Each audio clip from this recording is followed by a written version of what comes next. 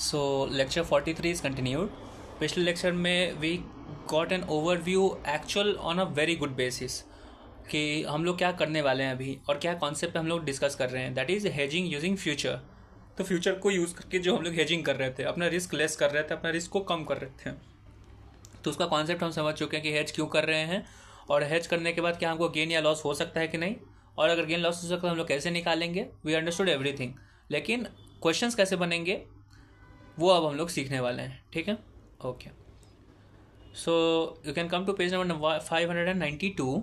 वहाँ पे steps to be follow to solve the question. Step 1, सबसे पहले वी नीड टू अंडरस्टैंड कि what position should we take in future market. कौन सा पोजीशन हमको फ्यूचर मार्केट में लेना है, तो डैट विल डिपेंड कि कौन सा पोजीशन तुम कैश मार्केट में लिए हुए हो। कैश मार्केट मतलब शेयर मार्केट। तो अगर शेयर मार्केट में if you have taken long position तो फ्यूचर में तुमको शॉर्ट पोजीशन लेना होगा, और अगर कैश मार्केट में तुम्हारे पास शॉर्ट पोजीशन है तो तुमको डेरिवेटिव मार्केट फ्यूचर्स में तुमको लॉन्ग पोजीशन लेना होगा। तो वही चीज़ लिखा हुआ है। स्टेप 2 कि हाँ भाई पता चल गया कि हमको क्या पोजीशन लेना है फ्यूचर्स में, लेकिन कितना का फ्यूचर लेना है वो कैसे पता चलेगा। तो वो कैसे पता चलेगा, तुम बोलोगे भाई बहुत ईजी है। तुम्हारे पास कैश मार्केट मतलब शेयर्स, अगर तुम्हारे पास 10,000 का अगर पोर्टफोलियो है तो तुम फ्यूचर भी 10,000 का खरीद लो। ईजी, जितना का शेयर्स खरीदो उतना का फ्यूचर खरीद लो। अगर 10,000 का तुम्हारा लॉन्ग पोजीशन शेयर मार्केट में है तो शॉर्ट पोजीशन तुम 10,000 फ्यूचर का कर लो। तो अगर तुम्हारा लॉन्ग पोजीशन तुम्हारा कैश मार्केट में है तो तुमको डर लग रहा है कि शेयर का दाम गिर ना जाए, तो तुम शॉर्ट पोजीशन ले रहे हो फ्यूचर में। तो अगर 10,000 से अगर वो 9,000 पे आ रहा है, दैट इज़ तुम्हारा अगर 1,000 का अगर लॉस हो रहा है तो उतना ही लॉस तुम्हारा फ्यूचर में भी होगा। दैट इज उतना ही तुम्हारा गेन 1,000 का फ्यूचर में हो जाएगा, क्योंकि वहाँ तो शॉर्ट पोजीशन लिए हुए थे। ब्रो ऐसा ज़रूरी थोड़ी है। क्यों भाई, क्योंकि मेरे ब्रो मार्केट, हम शेयर मार्केट का बात, हम तुम्हारा शेयर पोर्टफोलियो का बात नहीं कर रहे हैं, हम बात कर रहे हैं मार्केट का। अगर मार्केट अगर गिरा है 10% से, तो ज़रूरी थोड़ी है कि तुम्हारा शेयर पोर्टफोलियो भी 10% से गिरा हो सकता है तुम्हारा शेयर पोर्टफोलियो 12% से गिर गया हो। क्यों, क्योंकि शेयर पोर्टफोलियो का बीटा होता है बीटा है तुम्हारा 1.2। तो अगर मार्केट अगर 10% से गिर रहा है तो तुम्हारा शेयर पोर्टफोलियो 12% से गिर गया होगा। तो अगर मार्केट 10% से गिरा है तो तुम्हारा 10,000 का शेयर पोर्टफोलियो सीधा 10,000 से हो जाएगा कितना का, 8,800 का, 1,200 रुपये का तुम्हारा पोर्टफोलियो गिर जाएगा। लेकिन तुम तो फ्यूचर खरीद के रखे हो कितने का, 10,000 का। तो भाई मेरे, अगर 10,000 का तुम्हारा शेयर था और 10,000 का तुम फ्यूचर खरीदे हो और 10,000 पे तुमको 1,200 का लॉस हो रहा है, तो तुमको फ्यूचर पे कितना का लॉस, कितना का गेन हुआ होगा। वहाँ पे 1,200 का गेन नहीं हुआ होगा, वहाँ पे तुम्हारा 1,000 का गेन हुआ होगा। क्यों, क्योंकि अगर मार्केट अगर 10% से गिर रहा है तो फ्यूचर भी 10% से गिरा होगा। ठीक है, एक ये मान के चलते हैं, अजम्पशन पे चलते हैं। ठीक है, ये नॉर्मल अजम्पशन है कि अभी हम लोग अभी से पहले यही सीखे थे कि अगर मार्केट अगर कितना से गिर रहा है वही हम लोग परसेंट गिर, मार्केट जितना राइज फॉलो होता है उतना ही मान लेते हैं फ्यूचर कितना राइज फॉलो हो रहा है। ठीक है, तो अगर मार्केट अगर 10% से गिरा है तो तुम्हारा पोर्टफोलियो 12% से गिरा है, लेकिन फ्यूचर तो 10% से गिरेगा ना।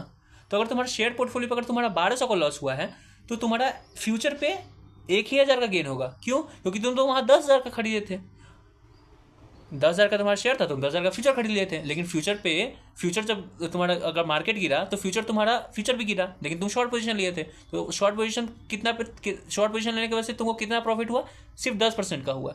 लेकिन शेयर पोर्टफोलियो पे लॉन्ग पोजीशन की वजह से कितना का तुम्हारा लॉस हुआ, 12% का। क्यों, क्योंकि वहाँ बीटा था। तो अगर ये नहीं कर सकते हो कि 10,000 का शेयर था उतना ही का हम जाके अति खरीद लेंगे, क्या कहते हैं, फ्यूचर खरीद लेंगे। नो, जब फ्यूचर खरीदने चाहोगे तो तुम्हारे दिमाग में उस पोर्टफोलियो का बीटा भी दिमाग में होना चाहिए। ठीक है, क्यों, क्योंकि अगर हमको पहले से पता है कि मेरे पोर्टफोलियो का बीटा 1.2 है तो हम भी फ्यूचर खरीदेंगे 1.2 को दिमाग में रख के। जैसे कि अगर 10,000 का फ्यूचर है और 1.2 बीटा है तो 10,000 इंटू 1.2 दैट इज 12,000। तो 12,000 का हम फ्यूचर खरीदेंगे। क्यों भाई, सिर्फ 12,000 का क्यों खरीदेंगे, अभी तुमको समझाते हैं। चलो एग्जाम्पल लेते हैं। ठीक है, कॉपी में रफ बना के दिए हुए। तो अगर 10,000 का फ्यूचर है तुम्हारा और 10,000 का शेयर है तुम्हारा और तुम्हारे शेयर का बीटा कितना है, 1.2। तो हम क्या बोले, फ्यूचर कितना का खरीद लो, 12,000 का, 10,000 इंटू 1.2, 12,000 का फ्यूचर खरीद लो। ठीक है, क्यों खरीदना है अभी बताते हैं। अगर मार्केट अगर तुम्हारा गिर रहा है, मार्केट अगर चलो गिर नहीं रहा, मार्केट तुम्हारा 2% से बढ़ रहा है। ठीक है, तो मार्केट अगर 2% से बढ़ेगा तो तुम्हारा पोर्टफोलियो कितना से बढ़ेगा, 2.4% से। क्यों, क्योंकि बीटा 1.2 है। तो 2% से मार्केट बढ़ा है तो शेयर पोर्टफोलियो कितना से बढ़ेगा, 2% का मल्टीप्लाइड बाई 1.2 दैट इज 2.4। तो तुम्हारा पोर्टफोलियो कितना से बढ़ेगा 2.4 से। तो तुम्हारा शेयर पोर्टफोलियो में कितना का तुमको प्रॉफिट होगा, लॉन्ग पोजीशन था शेयर्स पे, तो तुमको प्रॉफिट कितना होगा 10,000 इंटू 2.4 दैट इज 240 रुपया। 240 रुपये का तुमको प्रॉफिट हुआ शेयर्स पे। लेकिन तुम तो हेजिंग करने के लिए फ्यूचर पे क्या किया होगा, शॉर्ट पोजीशन लिया होगा, क्योंकि यहाँ पे लॉन्ग पोजीशन था। तो जब फ्यूचर तुम अगर 12,000 का तुम्हारा फ्यूचर है और वहाँ शॉर्ट पोजीशन था, तो मार्केट तुम्हारा गिरा है, मार्केट तुम्हारा बढ़ा कितना 2% से, तो फ्यूचर भी बढ़ा होगा तुम्हारा 2% से। लेकिन वहाँ तो शॉर्ट पोजीशन लिए थे, तुम्हारा लॉस हो गया, करेक्ट। लेकिन फ्यूचर अगर मार्केट 2% से बढ़ा तो फ्यूचर भी 2% से बढ़ा होगा, तो उसमें कितना अमाउंट का गेन हुआ, कितना अमाउंट का लॉस हुआ हमको, 12,000 इंटू 2%, क्योंकि 2% से मार्केट बढ़ा तो फ्यूचर भी 2% से बढ़ा होगा। यही तो अजम्पशन लेके चल रहे हैं कि मार्केट जितने से बढ़ेगा उतने से फ्यूचर भी लेके बढ़ेगा। तो अगर 2% तुम्हारा मार्केट बढ़ा है तो फ्यूचर भी 2% से बढ़ा होगा। तो फ्यूचर पे हमको कितना का लॉस हुआ, 12,000 का खरीदे हुए थे, तो 12,000 इंटू 2% 240 रुपया। शेयर था 10,000 का, लेकिन उस पर लॉस, उस पर गेन कितना हुआ 240 का। फ्यूचर था 12,000 का, लेकिन उस पर गेन कितना, उस पर लॉस कितना हो रहा है 240 रुपये का। तो 240 गेन 240 लॉस, जीरो। लेकिन अगर हम क्या करते हैं, 10,000 का शेयर था, 10,000 का अगर तुम्हारा फ्यूचर खरीदते हैं तो क्या होता, इस शेयर्स पे हमको तो गेन हो गया कितना का 240 का, लेकिन 10,000 के ऊपर 10,000 पे कितना लॉस होता हमको, 10,000 का इंटू 2%, क्योंकि मार्केट 2% से गया है। 2.4 से तुम्हारा पोर्टफोलियो गया है क्योंकि बीटा की वजह से, लेकिन फ्यूचर कितना से गया है 2% से, क्योंकि मार्केट भी 2% से गया है। तो 10,000 का 2% 200 रुपया। तो फ्यूचर पे तुमको कितना का लॉस होता है 200 का, लेकिन शेयर्स पे कितना का गेन हुआ 240 का। तो ये 40 का जो नेट गेन है तो पूरा हेजिंग का तो बातचीत नहीं हुआ। अगर उल्टा होता, अगर शेयर मार्केट पर अगर शॉर्ट पोजीशन लिए हुए थे तो 240 का हमको लॉस हो रहा होता और फ्यूचर पे 200 का गेन होता, तो 40 रुपये का तो तुमको लॉस होता ना भाई। तो इसको प्रॉपर हेजिंग तो नहीं बोलेंगे। तो अगर प्रॉपर हेजिंग अगर तुमको करना है तो तुमको बीटा दिमाग में रखना होगा। तो फ्यूचर कितना का खरीदोगे, जितना का पोर्टफोलियो है multiplied by the beta of the portfolio, उतना का तुमको फ्यूचर खरीदना होगा। इजी। तो अगर 10,000 का पोर्टफोलियो है तो तुमको 12,000 का आती खरीदना होगा। क्यों, जब बीटा 1.2 है। लेकिन वही बीटा अगर 0.75 हो तो कितना का फ्यूचर खरीदाएगा 10,000 इंटू 0.75, 7,500 रुपये का तुम्हारा फ्यूचर खरीदाएगा। करेक्ट। ईजी। तो तुमको ये पता चल जाएगा कि तुमको फ्यूचर कितना का खरीदना है। और जब तुमको एक बार पता चल जाएगा कि फ्यूचर कितना का खरीदना है तो तुमको पता चल जाएगा कि तुमको कितना कॉन्ट्रैक्ट खरीदना होगा। कौन सा कॉन्ट्रैक्ट, फ्यूचर कॉन्ट्रैक्ट। अगर तुमको बोल दिया जाए कि 12,000 का तुमको फ्यूचर खरीदना है तो तुम कितना कॉन्ट्रैक्ट खरीदोगे भाई, डिपेंड करता है ना कि फ्यूचर का कोटेड प्राइस कितना चल रहा है। अगर कोटेड प्राइस अगर 2,000 है, जैसे कि एक फ्यूचर का अगर दाम 2,000 है, तो तुमको कितना फ्यूचर खरीदना होगा, 6 को फ्यूचर खरीदना होगा, तभी तो तुम 12,000 का फ्यूचर खरीद पाओगे और तब तुम्हारा टोटल हेजिंग होगा। करेक्ट। तो कितना कॉन्ट्रैक्ट खरीदें उसके लिए भी एक तरीका होता है। एक कॉन्ट्रैक्ट में क्या होता है, एक कॉन्ट्रैक्ट में बहुत सारा लॉट होता है और हर एक लॉट में बहुत सारा फ्यूचर होता है। क्वेश्चन में तुमको एक फ्यूचर का भी प्राइस, कोटेड प्राइस दे सकता है, या तुमको पूरा एक लॉट का प्राइस दे सकता है, या पूरा एक कॉन्ट्रैक्ट का तुमको प्राइस दे सकता है।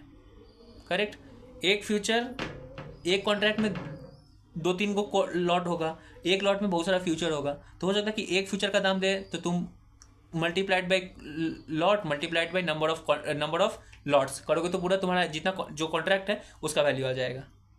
करेक्ट। या फिर तुमको पूरा कॉन्ट्रैक्ट का वैल्यू दे देगा, तो तुमको पता चलेगा कितना कॉन्ट्रैक्ट खरीदना है। तो स्टेप 2 में हमको 2 चीज़ ढूंढना होता है कि हमको कितना का फ्यूचर खरीदना है और कितना कॉन्ट्रैक्ट ऑफ फ्यूचर खरीदना है। तो कितना का फ्यूचर खरीदना हो तो इजी से निकाल सकते हो। जो भी शेयर का, जो भी कैश मार्केट में जितना भी वैल्यू है उसका बीटा से मल्टीप्लाई करो तो उतना का फ्यूचर खरीदना है। लेकिन उतना का तो फ्यूचर खरीदना है, लेकिन वो इतना अमाउंट का फ्यूचर खरीदने के लिए हमको कितना लॉट खरीदना होगा, या मतलब कितना कॉन्ट्रैक्ट करना होगा। उसके लिए तुमको क्या करना होगा, बहुत ईजी है भाई। अगर 12,000 का तुमको कॉन्ट्रैक्ट खरीदना है तो देख लो कि एक कॉन्ट्रैक्ट कितना का आता है। एक कॉन्ट्रैक्ट अगर 6,000 का तो तुमको 2 कॉन्ट्रैक्ट खरीदना होगा। 12,000 अपॉन 6, 2 आ गया। Easy, very easy. तो अगर हम एक लाइन में बोले कि स्टेप 2 में तुमको क्या निकालना था, एक ही चीज़ निकालना था। हम बोलने के लिए 2 चीज़ बोले, लेकिन एक ही चीज़ निकालना था। क्या, number of index future to be, number of future contract to be bought और सोल्ड। दैट इज तुमको तो पहले फ्यूचर खरीदना है। इधर फ्यूचर खरीदना बेचना अलग चीज़ है, तुमको बता चुके हैं। लेकिन मतलब लॉन्ग पोजीशन लेना, शॉर्ट पोजीशन लेना अलग चीज़ है। पहले फ्यूचर लेना होगा ना, पहले कि हम लॉन्ग पोजीशन का फ्यूचर ले रहे हैं, हम शॉर्ट पोजीशन का फ्यूचर ले रहे हैं, तो तुमको कितना का फ्यूचर लेना है उससे यही निकाल रहे हैं हम लोग स्टेप 2 में। लेकिन सीधा नहीं निकाल रहे कि कितना का निकालना है, हम सीधा क्या बोल रहे हैं कि नंबर ऑफ कॉन्ट्रैक्ट कितना हमको लेना होगा फ्यूचर कॉन्ट्रैक्ट। कैसे निकालेंगे, पहले पता कर लो कि कितना का फ्यूचर खरीदना है, डिवाइडेड बाई एक फ्यूचर कॉन्ट्रैक्ट का दाम कितना है, तो पता चल जाएगा कि कितना फ्यूचर कॉन्ट्रैक्ट खरीदना है। ईजी। तो कितना का फ्यूचर खरीदना है, 10,000 इंटू 1.2 तो 12,000 का खरीदना है। एक फ्यूचर कॉन्ट्रैक्ट कितना का है 6,000 का, तो 6,000 12,000 बाई 6,000 दो को फ्यूचर कॉन्ट्रैक्ट खरीदना है, ईजी, वेरी गुड। तो स्टेप 2 में क्या निकालना है, number of future contract to be purchased, correct correct. एक बात याद रखना कि तुमको स्टेप 2 में नंबर ऑफ कॉन्ट्रैक्ट ढूंढना है, नंबर ऑफ फ्यूचर्स कितना खरीदना ही नहीं, क्योंकि एक कॉन्ट्रैक्ट में लॉट होता है, लॉट के अंदर फ्यूचर्स होता है, तो तुमको नंबर ऑफ कॉन्ट्रैक्ट ढूंढना है। ये तुम्हारा क्वेश्चन बनाने बैठोगे तो गलती कर सकते हो, तुम सिर्फ कोटेशन प्राइस लिख दोगे, 12,000 का तुमको फ्यूचर खरीदना है और एक फ्यूचर का दाम दिया हुआ है तुम्हारा 12 रुपया, तो तुम क्या करोगे, तुम 1,000 अति कॉन्ट्रैक्ट 1,000 तुम कॉन्ट्रैक्ट नहीं बनाना होगा, तुम्हारा सिर्फ कोटेड प्राइस 12 रुपया है, तुमको उस एक फ्यूचर का कोटेड प्राइस है, तुमको उसको कॉन्ट्रैक्ट कन्वर्ट करना होगा कि एक कॉन्ट्रैक्ट का कितना दाम होगा, तो बोला होगा कि 12 रुपये का एक कोटेड प्राइस है, एक फ्यूचर में एक कॉन्ट्रैक्ट में 5 को लॉट होता है, तो 12 × 5 दैट इज 60 रुपये का एक कॉन्ट्रैक्ट बनेगा। अब 12,000 बाई 60 करना होगा, दैट इज इक्वल टू तुम्हारा 20 कॉन्ट्रैक्ट बनाना होगा, समझे, तो ये बात दिमाग में रखना। इसे देखो हम रेट से लिखे हुए हैं, फ्यूचर कॉन्ट्रैक्ट पर निकालना है, एक फ्यूचर का नहीं, कॉन्ट्रैक्ट का, डन। तो स्टेप 1 में निकाले कि कौन सा पोजीशन लेना है फ्यूचर में, कितना फ्यूचर कॉन्ट्रैक्ट करना है। अब हमको तीसरा में निकालना है कि अब फ्यूचर कॉन्ट्रैक्ट कर लिए हैं तो हमको गेन या लॉस कितना हो रहा है, किस पे, फ्यूचर कॉन्ट्रैक्ट पे नहीं।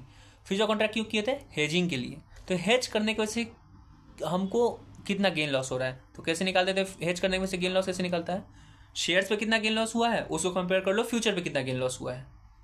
फ्यूचर पे हम क्यों एंटर किए, क्योंकि हमको हेज करना है शेयर का रिस्क, तो फ्यूचर पे जितना गेन लॉस होगा उसको कंपेयर कर लो शेयर पे कितना गेन लॉस होगा, तुमको पता चल जाएगा कि क्या उसको कहते हैं क्या उसको कहते हैं भाई, कि तुमको कितना गेन लॉस हुआ due to hedging, due to future नहीं, ड्यू टू हेजिंग, हेजिंग की वजह से तुमको कितना गेन लॉस हुआ। अभी हम लोग क्या ले रहे हैं 1.2 12,000 कर दिए थे, तो पूरा जीरो आंसर आना चाहिए, तो हेजिंग की वजह से आंसर तुम्हारा जीरो आएगा।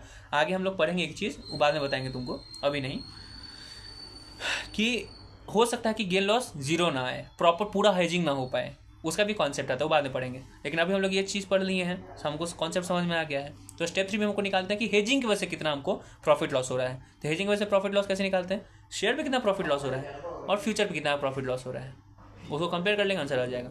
अब क्वेश्चन था कि भाई शेयर में प्रॉफिट लॉस कैसे हो रहा है, कैसे निकालेंगे, पिछले लेक्चर में समझा चुके हैं, 3 मेथड है डिपेंडिंग ऑन कौन कितना फैक्ट दिया हुआ है, या तो करेंट मार्केट प्राइस और एमपीएस को कंपेयर कर निकाल दो कि शेयर में कितना गेन लॉस हुआ है, या फिर वैल्यू ऑफ पोर्टफोलियो दिया हुआ है और पोर्टफोलियो में राइज फॉल किया हुआ है तो निकाल सकते हो, या फिर अगर पोर्टफोलियो का नहीं दिया हुआ सीधा मार्केट का दिया हुआ है, तो पहले मार्केट का दिया हुआ है तुमको, मार्केट का दिया हुआ है राइज फॉल, तो तुमको पोर्टफोलियो का राइज फॉल निकालना होगा, पोर्टफोलियो का राइज फॉल निकाल के फिर तब पता चलेगा कि कितना एक्चुअल में शेयर पोर्टफोलियो में राइज फॉल हुआ है। ये चीज़ तुमको समझा चुके हैं। तो फॉर्मूला इसका क्या था, उल्टा करके फॉर्मूला, पहले हम लोग फॉर्मूला क्या बताए थे कि क्या उसको कहते हैं, शेयर पोर्टफोलियो में, चलो बताते हैं फॉर्मूला क्या था, कि राइज फॉल जो भी मार्केट में हुआ है ना उसको मल्टीप्लाई कर दो जो तुम्हारा पोर्टफोलियो का बीटा है, तो पता चल जाएगा कि पोर्टफोलियो में कितना परसेंट राइज फॉल होगा। 10% अगर मार्केट में हो रहा है तो 2%, अगर 2 बीटा है तो 20% का राइज फॉल पोर्टफोलियो होगा, तो 20% इंटू जो भी पोर्टफोलियो का दाम है उसको मल्टीप्लाई कर दो, पता चलेगा राइज फॉल कितना हुआ तुम्हारे पोर्टफोलियो में, करेक्ट। तो शेयर पोर्टफोलियो का 3 मेथड समझा चुके हैं depending on the facts of the question. फिर आता है, ये तो निकाल दिया गेन लॉस ऑन शेयर, अब गेन लॉस ऑन फ्यूचर निकालना है। गेन लॉस ऑन फ्यूचर निकालने के लिए कितना ईजी है, नॉर्मल सा कॉन्सेप्ट है, कोटेड प्राइस को कंपेयर करना है तुमको मेच्योरिटी प्राइस से और multiplied by number of future in 1 lot multiplied by number of lot, तो पूरा एक कॉन्ट्रैक्ट या फिर जितना भी नंबर ऑफ कॉन्ट्रैक्ट तुम किए हुए होगे उसका तुमको पता चल जाएगा कि कितना तुमको गेन लॉस हुआ है। लेकिन अगर मेच्योरिटी प्राइस अगर नहीं दिया हुआ होगा फ्यूचर का, तो तुमको क्या दिया होगा, राइज फॉल इन मार्केट। अगर राइज फॉल इन मार्केट दिया हो तो वही राइज फॉल इन फ्यूचर समझ लेना, और राइज फॉल इन फ्यूचर दिया हुआ है तो फ्यूचर का contract value multiplied by rise fall in future, तो पता चल जाएगा कितना हुआ तुम्हारा फ्यूचर पे राइज फॉल, मतलब गेन लॉस, ठीक है। लेकिन अगर राइज या फॉल इन मार्केट अगर नहीं दिया हुआ तो क्या करना होगा, राइज फॉल इन मार्केट ढूंढना होगा। कैसे ढूंढते हैं हम लोग, ईजी है भाई, rise fall in share portfolio divided by beta of portfolio, तो आ जाता था rise fall in market. Rise fall market आ गया तो वही राइज फॉल इन आ गया तुम्हारा किसका, फ्यूचर का, और राइज फॉल इन फ्यूचर हो गया तो तुम निकाल सकते हो। तो राइज फॉल इन तुम्हारा गेन लॉस इन शेयर भी समझा दिया, गेन लॉस इन फ्यूचर भी समझा दिया, दोनों को कंपेयर करो, प्रॉफिट आ जाएगा या फिर गेन, जो प्रॉफिट या लॉस जितना भी होने वाला है वो आ जाएगा। वही तुम्हारा स्टेप 2 और स्टेप 3 में दिया हुआ है। स्टेप 1 में ढूंढे कि कौन सा पोजीशन ले फ्यूचर में, स्टेप 2 में कितना फ्यूचर कॉन्ट्रैक्ट करें, और हेजिंग किए थे फ्यूचर कॉन्ट्रैक्ट में, फ्यूचर कॉन्ट्रैक्ट खरीद के वो हेजिंग की वजह से हमको कितना गेन लॉस हो रहा है वो निकालें स्टेप 3 में। फिर आता है लास्ट है स्टेप 4। ये बेमतलब का स्टेप है, ये सिर्फ लास्ट के कुछ कोई क्वेश्चन में दे देता है, पूछ देता है, और कुछ खास नहीं है। ये जो होता है स्टेप 4 में हम लोग ये निकालते हैं कि अगर हम हेजिंग कर दिए और मेच्योर मतलब हेजिंग किए, फ्यूचर कॉन्ट्रैक्ट में एंटर किए, 3 महीने का फ्यूचर कॉन्ट्रैक्ट था, मेच्योरिटी आ गया, तो मेच्योर होने के बाद तुमको तो तुम्हारा शेयर पोर्टफोलियो था उसका बीटा क्या हो गया। अब तुम सोच रहा है उसका बीटा क्या हो गया, अब कैसे निकाले कि भाई उसका बीटा क्या हो गया। बीटा हमको तो निकालना शेयर पोर्टफोलियो में सीखे थे, तो बीटा निकालने का फॉर्मूला क्या था, बहुत ईजी फॉर्मूला था, percentage change in total portfolio divided bye rise fall in index market. Beta क्या होता है भाई, याद करो। बीटा हम लोग अभी कैसे बीटा छोड़ो भाई, rise fall in share portfolio कैसे निकालते हैं, rise fall in market multiplied by beta of the portfolio, आ गया राइज फॉल इन पोर्टफोलियो। तो अगर हमको इस इक्वेशन में बीटा निकालना है तो क्या करेंगे, ये rise fall in share portfolio divided bye rise fall in market कर दो, तुम्हारे पास आ जाएगा बीटा का वैल्यू, इजी। तो बीटा ऑन में जब मैच्योरिटी होता है तब बीटा क्या होगा वो पता चल जाएगा। तो राइज फॉल इन पोर्टफोलियो तुमको ढूंढना होगा, राइज फॉल इन मार्केट ढूंढना होगा। राइज फॉल इन मार्केट अगर दिया होगा तो ठीक है, नहीं तो राइज फॉल इन मार्केट तुमको ढूंढना होगा, ईजी है। अभी तुमको बता दिए बीटा से निकलता है, ठीक है, पुरानका बीटा से। ये तो न्यू बीटा हो गया, मैच्योरिटी पे बीटा कौन सा है वो ढूंढने के लिए बोल रहा है। इस मैच्योरिटी वाला बीटा से पहले एक बीटा दिया होगा, वो बीटा को यूज करके तुम राइज फॉल इन मार्केट निकाल सकते थे। क्यों, क्योंकि वो पहले हम पढ़ा चुके हैं ना इक्वेशन, अभी जस्ट पढ़ाए थे ना कि बीटा दिया हुआ है तो rise fall in share portfolio divided by beta करोगे तो राइज फॉल इन मार्केट आ जाएगा। तो राइज फॉल इन मार्केट तुम ढूंढ लिए थे वहाँ से। फिर जब तुम वो न्यू बीटा ढूंढना होगा तो क्या करोगे तुम, rise fall in portfolio divided bye rise fall in market. तो राइज फॉल इन पोर्टफोलियो कैसे ढूंढोगे ये क्वेश्चन है। राइज फॉल इन मार्केट तो भी सिखा दी कैसे होगा। राइज फॉल इन पोर्टफोलियो कैसे होता है, बहुत ईजी है भाई। स्टेप 3 में हम स्टेप 3 में ढूंढ रहे कि हेजिंग की वजह से कितना हमको गेन लॉस हुआ है, करेक्ट। तो जितना भी गेन लॉस होगा, जो भी नेट प्रोसीड होगा, वो डिवाइडेड बाय जो वैल्यू ऑफ पोर्टफोलियो था बिगनिंग में जब हम लोग पोर्टफोलियो बनाए थे। तो अगर हो सकता है कि हेजिंग की वजह से हमको 10,000 का प्रॉफिट हुआ हो, तो 10/1000 का अगर पोर्टफोलियो स्टार्टिंग में 1,000 का पोर्टफोलियो था मेरे पास, फिर हम जाके अति किए क्या उसको कहते हैं फ्यूचर खरीदे, क्योंकि हम हेज करें इसका लॉस रिस्क। हेज करने में पता चला कि हमको 10,000 का प्रॉफिट हो गया। तो ये 10,000 का जो प्रॉफिट हुआ है किस पे हुआ है, शेयर पोर्टफोलियो पे हुआ है, करेक्ट। तो ये जो 10,000 का प्रॉफिट होगा वो फिर पोर्टफोलियो में चला जाएगा। तो हमारा कितना चेंज हुआ पोर्टफोलियो में, जो भी 10,000 गेन हुआ है डिवाइडेड बाई गेन या लॉस जो भी हुआ है 10,000 का डिवाइडेड बाई 1,000, तो पता चल जाएगा कि तुम्हारे पास 1% का तुम्हारा पोर्टफोलियो में चेंज आया है। तो 1% पोर्टफोलियो चेंज डिवाइडेड बाई जो भी मार्केट में चेंज हुआ होगा, तो जब दोनों में चेंज का अधिक कंपेयर करोगे तो बीटा आ जाएगा, न्यू अति का मैच्योरिटी पे बीटा। ये एक और चीज़ आता है कि portfolio value of total portfolio at beginning. अभी जब हम लोग निकाल रहे थे percentage change in total portfolio 10/1000, तो ये जो 1,000 था वो क्या था भाई, पोर्टफोलियो का दाम। अब एक और चीज़ हो सकता है क्वेश्चन में, 1-2 क्वेश्चन में है कि बोलेगा कि पोर्टफोलियो में तुम्हारा सिर्फ शेयर्स नहीं है, तुम्हारा कैश भी है और कोई इन्वेस्टमेंट भी, मतलब कैश या बैंक बैलेंस है। तो जब यहाँ पे वैल्यू ऑफ टोटल पोर्टफोलियो निकाल रहोगे ना एट बिगनिंग का, तो तुमको शेयर में जितना इन्वेस्ट हुआ है प्लस जो भी कैश वैसा है उसको भी इंक्लूड करना होगा। इजी। तो ये कॉन्सेप्ट है तुम्हारा इसका, क्या उसको कहते हैं, क्वेश्चन बनाने का। तो फिर से हम एक बार रिवाइज करते हैं, ठीक है। 4 स्टेप्स हैं। हम हेजिंग क्यों कर रहे हैं, पहले कॉन्सेप्ट, हेजिंग क्यों कर रहे हैं, क्योंकि हमको रिस्क कम करना है। कैसे कम करना है देखते हैं। पहला स्टेप में ढूंढना है कि हमको फ्यूचर में कौन सा पोजीशन लेना है, ठीक है। स्टेप 2 में कितना फ्यूचर में पता चल गया कि हमको लॉन्ग पोजीशन लेना है, तो कितना कॉन्ट्रैक्ट का लॉन्ग पोजीशन ले वो ढूंढना है। स्टेप 3 में हमको ढूंढना है कि लॉन्ग पोजीशन लेने के बाद ये, या फिर लॉन्ग पोजीशन क्यों लिए, हेजिंग के लिए हेजिंग करके हमको कितना गेन लॉस हुआ वो ढूंढे। और स्टेप 4 में कि जब मैच्योरिटी हो गया, हेजिंग सब हो गया, तब जाके बीटा क्या पड़ रहा है तुम्हारा पोर्टफोलियो का। बस 4 चीज़ में आंसर तुम्हारा बन जाएगा। डन। इसके ऊपर फिर एक एग्जाम्पल है, पहले हम लोग एग्जाम्पल कर लेते हैं, उसके बाद हम लोग चलेंगे क्वेश्चंस में, ठीक है। तो पेज 595 पे क्या है, example.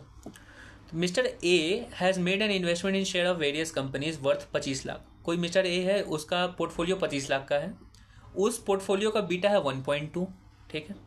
Mister A want to reduce the beta of portfolio. अच्छा, एक चीज़ तो तुमको पढ़ाई ही नहीं, ये मिस हो गया। हाँ सुनो, जब स्टेप 2 पढ़ा रहे थे तब बोले थे कि एक चीज़ है जो बाद में देखेंगे, क्या हो सकता है ना मैं सर कि जितना से तुम्हारा एक चीज़ को हो सकता है ना कि तुम हेजिंग करना चाहो लेकिन पूरा 100% हेजिंग ना कर पाओ, कि नेट गेन लॉस स्टेप 3 में ज़ीरो आए। करेक्ट। या फिर हो सकता है एज एन इन्वेस्टर तुम सोचो कि भाई हम 100% हेजिंग नहीं करना चाहते, हम थोड़ा सा रिस्क लेना चाहते हैं, हम इन्वेस्टर हैं भाई, रिस्क लेना बनता है मेरा। तो अगर सीधा 10,000 का पोर्टफोलियो था, 10,000 का पोर्टफोलियो था हम, और 1.2 मेरा अथी था बीटा था, तो हम सीधा 12,000 का अथी ले रहे थे। क्या ले रहे थे? फ्यूचर ले रहे थे। लास्ट में गेन लॉस जीरो हो रहा है, लेकिन हम नहीं चाहते कि अभी 12,000 रुपये हम इन्वेस्ट करें फ्यूचर में, हम थोड़ा सा रिस्क लेना चाहते हैं, तो हम सिर्फ जाके 11,000 का फ्यूचर खरीदेंगे। ठीक है, तो वहाँ पे हो सकता है कि गेन और लॉस में थोड़ा सा ऊपर नीचे आए, सीधा जीरो नहीं है। करेक्ट, तो ऐसा हो सकता है। तो इन्वेस्टर के ऊपर डिपेंड करता है कि कितना रिस्क लेना चाहता है। ठीक है, अब ये रिस्क हम लोग किससे लेते थे? बीटा का कॉन्सेप्ट लेके, कि 1.2 का रिस्क है कि ये ऊपर भी जा सकता है। याद करो पोर्टफोलियो में हम लोग ये बात सुने थे सर से कि रिस्क का मतलब ये नहीं कि सिर्फ नेगेटिव जाना, रिस्क का मतलब है कि जो भी तुम सोचे हो उसके ऊपर या नीचे वो वेरिएबल हो जाए। करेक्ट, तो तुम्हारा बीटा है 1.2, तभी तो तुम 10,000 इंटू 1.2 करो तो बोलोगे 12,000 का ले लेते, है कि उसी में से मैनेज होगा। हो सकता है कि तुम चाहो कि नहीं भाई बीटा भले 1.2 है, लेकिन हम चाहते हैं कि हम रिस्क ले सिर्फ 0.8 का, भले ही उसमें रिस्क पूरा 1.2 का है, कि अगर मार्केट अगर 1% से बढ़ रहा है तो मेरा पोर्टफोलियो 1.2 से बढ़ जाएगा, अगर मार्केट 1% से गिर रहा है तो मेरा पोर्टफोलियो 1.2 से गिर जाएगा नीचे।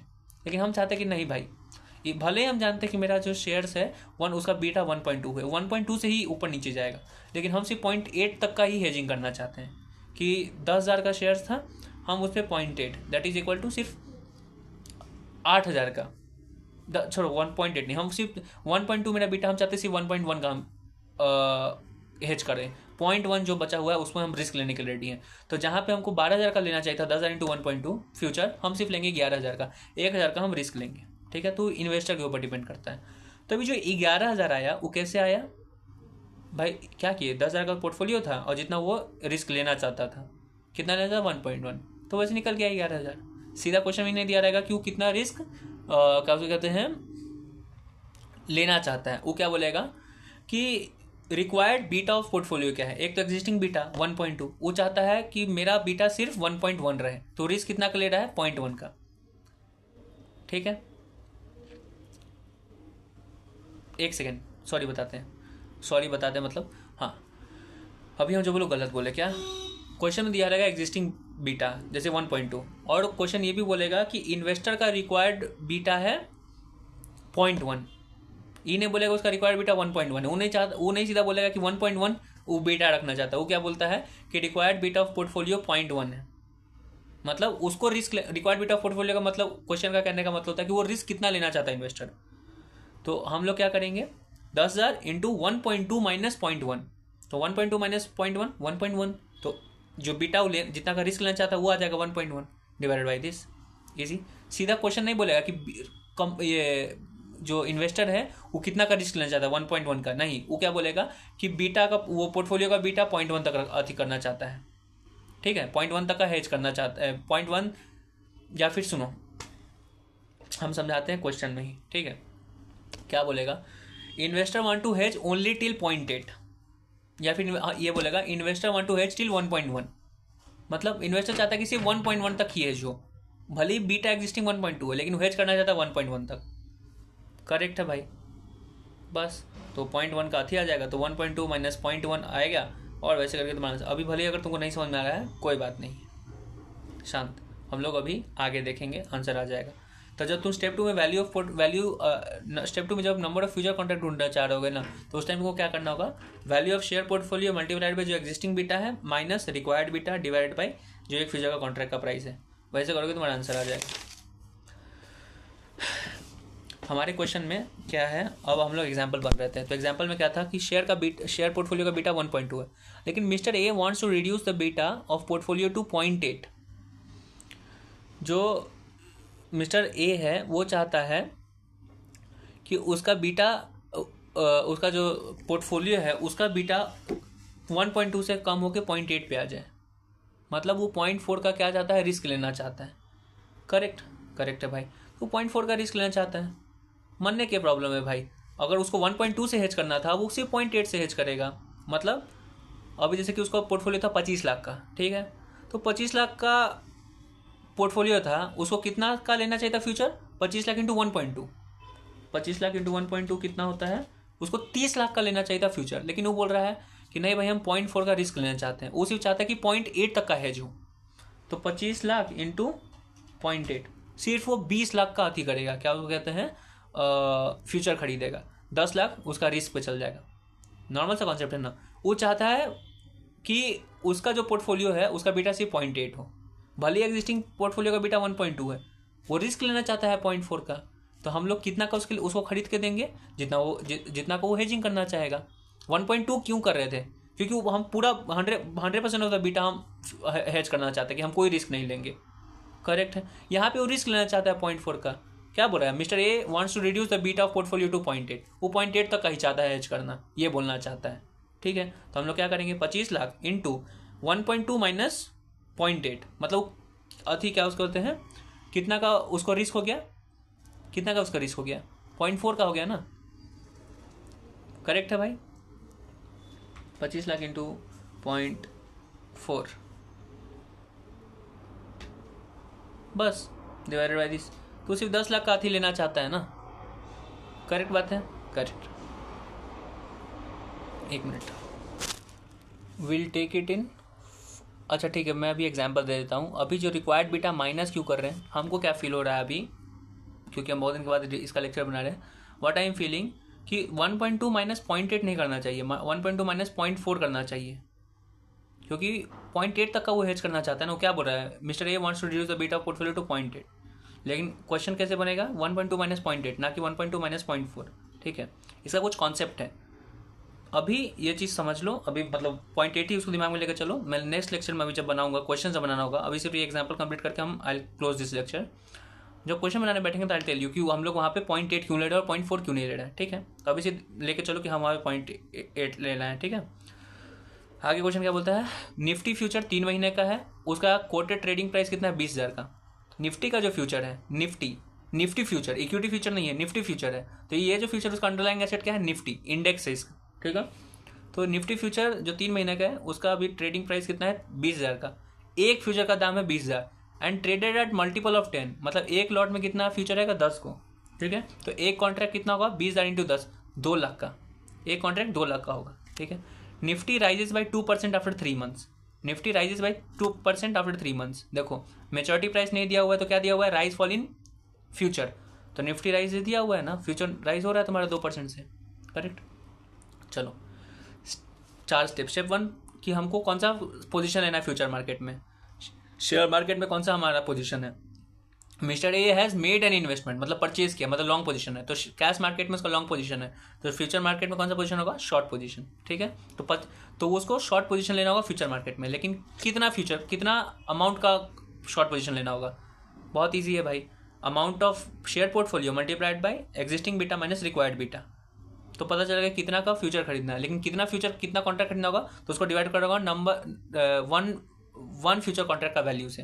तो 25 lakh into 1.2 minus 0.8 divided by एक फ्यूचर कॉन्ट्रैक्ट का दाम कितना है वो, तो 25 lakh into 1.2 minus 0.8 divided by 20,000 into 10, क्योंकि एक कॉन्ट्रैक्ट में एक कॉन्ट्रैक्ट कितना फ्यूचर का है, 2 लाख का है, 20,000 का नहीं है। 20,000 का सिर्फ एक फ्यूचर है, एक कॉन्ट्रैक्ट कितना का, 20,000 इंटू 10, 2 लाख का। ठीक है, तो पता चल जाएगा कि कितना कॉन्ट्रैक्ट खरीदना है, तो 5 कॉन्ट्रैक्ट खरीदना है। ठीक है, स्टेप 3 में हेजिंग की वजह से हमको कितना प्रॉफिट या लॉस हो रहा है, क्या गेन लॉस हो रहा है, कैसे निकालते हैं, gain loss on share, gain loss on future.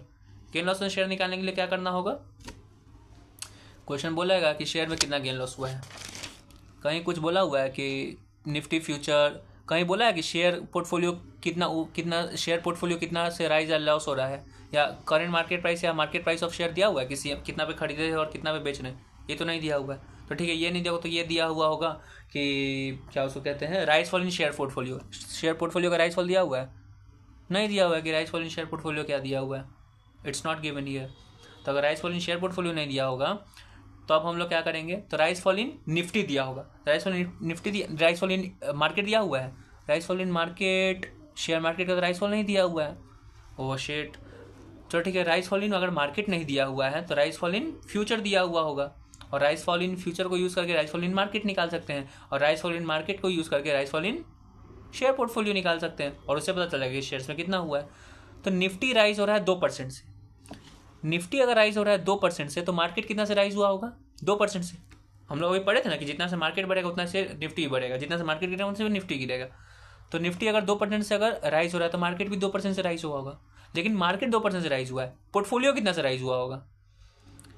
Beta कितना है? 1.2। बीटा पोर्टफोलियो का बीटा 1.2 और मार्केट बढ़ रहा है तुम्हारा 2% से, तो पोर्टफोलियो कितना से बढ़ा होगा? इजी बात है ना भाई। राइज या fall in portfolio is equal to जो rise fall in market multiplied by beta. तो 2% से राइज हो रहा है तुम्हारा मार्केट, 1.2 बीटा है, तो तुम्हारा पोर्टफोलियो कितना से बढ़ा? 2.4% से। तो तुम्हारा गेन कितना हुआ होगा शेयर पे? 25 लाख इंटू 2.4। देखें कितना हुआ है शेयर्स पे, क्या देखो तुम्हारा गेन लॉस हो रहा है 2.4% से। 25 लाख इंटू 2.4 अपॉन 100, लो 60,000 से हो रहा है। देखो आंसर वही है, rise fall in share portfolio, 60,000 answer आ रहा है। हम वर्किंग नोट 597 पे गलत उसका बनाए हुए हैं, लेकिन 25 लाख पे अगर तुम मल्टीप्लाई करोगे 2.4% तो 60,000 आंसर आएगा। और क्या ही हमारा गेन है, क्यों? क्योंकि मार्केट बढ़ रहा है, लॉन्ग पोजीशन था हमारे कैश मार्केट में और कैश मार्केट बढ़ रहा है तो हमारा गेन है। करेक्ट। तो शेयर मार्केट में हमको गेन हुआ 60,000 का, तो शेयर का गेन लॉस आ गया। अब फ्यूचर का गेन लॉस निकालना है। फ्यूचर का गेन लॉस कैसे निकालते हैं? Coated price minus maturity price. Maturity price दिया हुआ है? नहीं। राइज फॉल इन फ्यूचर दिया हुआ है? हाँ, राइज फॉल इन फ्यूचर दिया हुआ है। कितना से राइज फॉल हो रहा है? 2% से राइज फॉल हो रहा है। तो कैसे निकालते हैं कि अगर राइज फॉल इन फ्यूचर दिया हुआ तो हमारे फ्यूचर पे कितना गेन लॉस हुआ? Value of future contract multiplied by जो भी राइज या फॉल हुआ है। तो फ्यूचर कॉन्ट्रैक्ट कितना का? 20,000 इंटू 10, 2 लाख का है। 2 लाख इंटू राइज फॉल कितना का हुआ है? 2% से राइज हुआ है, तो 2 lakh into 2 that is equal to 2 lakh into 2, 40,000 का हमको गेन या लॉस हुआ होगा। लेकिन गेन हुआ है या लॉस डिपेंड करेगा कौन सा पोजीशन है। कौन सा पोजीशन लिया हम लोग फ्यूचर मार्केट में? Short position. लेकिन यहाँ तो राइज हो रहा है तो ये हमारे लिए क्या हो गया? लॉस। तो 40,000 का लॉस हुआ हमको फ्यूचर कॉन्ट्रैक्ट पे, 60,000 का हमको गेन हुआ शेयर मार्केट में। तो हेजिंग की वजह से हमको कितना प्रॉफिट हुआ? 20,000 का गेन हो गया। 60,000 का गेन ऑन शेयर मार्केट, 40,000 का लॉस ऑन तुम्हारा फ्यूचर मार्केट, तो 20,000 का गेन आ गया। डन। आंसर बन गया तुम्हारा। इजी, यही चीज़ था हम लोगों के लिए, और कुछ था नहीं। ठीक है, फिर एक स्टेप 4 आता है। क्वेश्चन पूछा नहीं है तो हम लोग स्टेप 4 बता देते हैं कि मेच्योरिटी पे हमारा बीटा क्या होगा पोर्टफोलियो का। बहुत ईजी है भाई। बीटा क्या होता है? बीटा क्या बताता है? तुम्हारा मार्केट और शेयर के बीच का रिलेशन, मार्केट या पोर्टफोलियो का रिलेशन। तो beta is equal to portfolio का rise fall divided by market का राइज फॉल। मार्केट का राइज फॉल तुमको नहीं दिया हुआ है, लेकिन निफ्टी का दिया हुआ है, दैट इज फ्यूचर का। तो फ्यूचर का हम लोग मार्केट मान लेते हैं। तो फ्यूचर का मार्केट माना हुआ है 2%। तो राइज फॉल इन मार्केट तो पता है हमको, राइज फॉल इन पोर्टफोलियो पता है? नहीं पता है। राइज फॉल इन पोर्टफोलियो कैसे निकालते हैं? जाके ओवरऑल गेन लॉस कितना हुआ है स्टेप 3 में, वो divide by value of portfolio in beginning. तो अभी हमको गेन लॉस कितना हुआ? 20,000 हुआ है, और वैल्यू ऑफ पोर्टफोलियो बिगनिंग में कितना था? 25 लाख का। तो 20,000 upon 25 lakh that is equal to 8%, 0.8 का हमको अति आया है। क्या उसको कहते हैं? क्या उसको कहते हैं भाई? 1.6% का राइज फॉल हो रहा है पोर्टफोलियो में। कितना का? 1.6% का हमको राइज फॉल हो रहा है पोर्टफोलियो में। ठीक है, एक सेकंड। हमारा फ्यूचर कॉन्ट्रैक्ट पे कितना का गेन लॉस हुआ है? 20,000 का।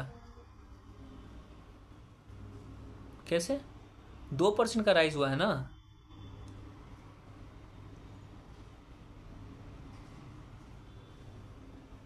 हाँ देखो, यहीं हम मिस्टेक किए, माई मिस्टेक।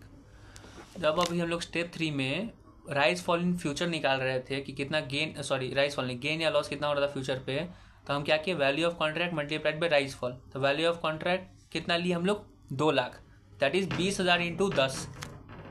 क्या वो मेरा वैल्यू ऑफ कॉन्ट्रैक्ट था? उतना का कॉन्ट्रैक्ट किए थे? नहीं, तुम 2 लाख का नहीं, तुम 10 लाख का कॉन्ट्रैक्ट किए थे। कैसे?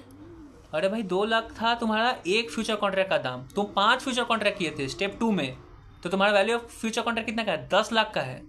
तो 10 लाख पे तुमको 2% का अति हुआ ना, तो 10 लाख पे 2% कितना होता है? 20,000 रुपया। तो तुमको 20,000 का गेन हुआ है, 20,000 का लॉस हुआ था उसमें फ्यूचर में। क्या मतलब कुछ भी बस बना दिए हो। ठीक है, तो जब भी हम लोग स्टेप 3 निकाल रहे होते हैं तो फ्यूचर कॉन्ट्रैक्ट पे कितना हमको अति हुआ है, तो उसके लिए पूरा फ्यूचर जितना कॉन्ट्रैक्ट खरीदे हुए होंगे उसका लेना होगा ना। इजी। ऑन दैट बेसिस हमको 40,000 का गेन हुआ था हमको हेजिंग के वजह से। तो जब हम लोग स्टेप 4 में ढूंढ रहा थी क्या कहते हैं न्यू बीटा, तो राइज फॉल इन निफ्टी 2% और राइज फॉल इन मार्केट कैसे निकाले, राइज फॉल इन पोर्टफोलियो कैसे निकाले, राइज फॉल इन पोर्टफोलियो कैसे निकाले, ओवरऑल गेन कितना हुआ 40,000 divided by shares at beginning, portfolio at beginning 25 lakh.